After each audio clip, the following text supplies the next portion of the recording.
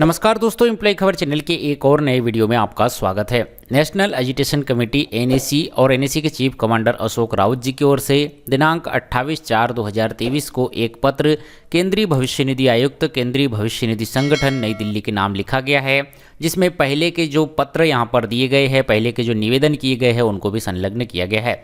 पत्र का विषय है ईपीएस 95 पेंशन धारकों की मांगों के संदर्भ में दिनांक 24 मार्च व 29 मार्च 2023 को हुई चर्चा और इसी के अनुसार दिशा निर्देश जारी करने हेतु यह पत्र दिया गया है। पत्र में लिखा है, कर्मचारी भविष्य निधि कार्यालय नई दिल्ली में दिनांक 24 मार्च 2023 व ईपीएस 95 पेंशन धारकों की लंबे समय से चली आ रही मांगों को मंजूर करने हेतु व उच्च पेंशन लाभ देने हेतु ऑनलाइन सिस्टम में तुरंत सुधार के संबंध में मीटिंग हुई थी, जिसमें निम्नलिखित मुद्दों पर माननीय महोदया ने अपनी ओर से अधीनस्थ वरिष्ठ अधिकारियों की ओर से सहमति दर्शाई थी। कृपया इस संबंध में अविलंब दिशा निर्देश जारी किए जाए।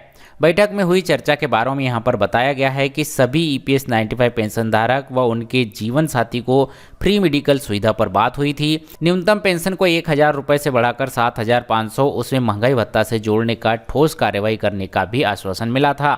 माननीय सुप्रीम कोर्ट का निर्णय जो कि दिनांक 4/10/2016 और 4/11/2022 को आया है, उसकी सही व्याख्या करते हुए पैराग्राफ 26(6) की परमिशन जोड़ने के संबंध में भी जो अड़चनें दिक्कतें पेंशनर्स को आ रही थी उसका भी समाधान निकाला जाएगा, जिसमें पेंशनर्स को सही अर्थों में न्याय मिले, इस तरह की बात हुई थी। एनएसी की ओर से कुछ सुझाव दिए थे, उसके बारे में भी लिखा गया है कि ऑनलाइन प्रणाली में पीपीओ नंबर के अनुसार नाम की एक पंक्ति जोड़ी जाए जिससे कि उपलब्ध डाटा मैच हो सके। दिनांक 1/9/2014 के पहले के सेवानिवृत्त पेंशन धारकों के प्रकरणों में विशेषकर जून 2005 से पहले वाले लोगों के लिए स्टेबलेटमेंट एरर को तुरंत ठीक किया जाए। जिन पेंशन धारकों का ईपीएफ कार्यालय बदल गया है व डाटा मिसिंग है, उनकी मिसिंग फाइल अपडेट करने की व्यवस्था तुरंत की जाए। जो विभाग बंद हो चुके हैं उनके विषय में अलग से दिशा निर्देश जारी किए जाए। वास्तविक वेतन पर पेंशन का लाभ की सुविधा विधवाओं को प्रदान करने हेतु भी सहमति जताई गई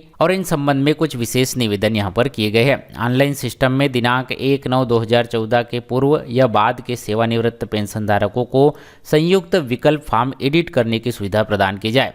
निम्नलिखित मुद्दों पर स्पष्ट रूप से सहमति नहीं दर्शाई गई, लेकिन सहानुभूतिपूर्वक विचार करने का आश्वासन माननीय महोदय से मिला था। इन आश्वासनों को भी पूर्ण किया जाए। वास्तविक वेतन पर पेंशन लाभ हेतु पेंशनर्स द्वारा जमा किए जाने वाली रकम व पेंशनर्स को अदा की जाने वाली रकम की बुक एडजस्टमेंट, जिन नियोक्ताओं ने अपना अंशदान बचाने की नियत से कर्मचारियों की सेवा काल के दौरान कर्मचारियों को उच्च पेंशन लाभ हेतु विकल्प न तो स्वीकार किया हो और न ही वास्तविक वेतन पर पीएफ पर अंशदान किया, उन सभी से वास्तविक वेतन पर अंशदान जमा करवाया जाए और वंचित पेंशनर्स को विशेष मामला अंतर्गत उच्च पेंशन का लाभ सुविधा प्रदान की जाए। वास्तविक वेतन पर पेंशन लाभ हेतु संयुक्त विकल्प फॉर्म भरने की समय सीमा को देखते हुए ईपीएफओ कार्यालयों में उपलब्ध स्टाफ की कमी को देखते हुए संयुक्त विकल्प फॉर्म निधि आपके निकट जैसे कार्यक्रमों के तर्ज पर ईपीएफओ कार्यालय, जिला मुख्यालय, तहसील मुख्यालय पर भरवाने हेतु विशेष अभियान द्वारा ईपीएफओ द्वारा विश्वसनीय एजेंसी की मदद से चलाया जाए। यदि आवश्यक हो तो उचित शुल्क पेंशनर्स द्वारा भी वसूल किया जाए। साथ ही संयुक्त विकल्प फॉर्म भरने हेतु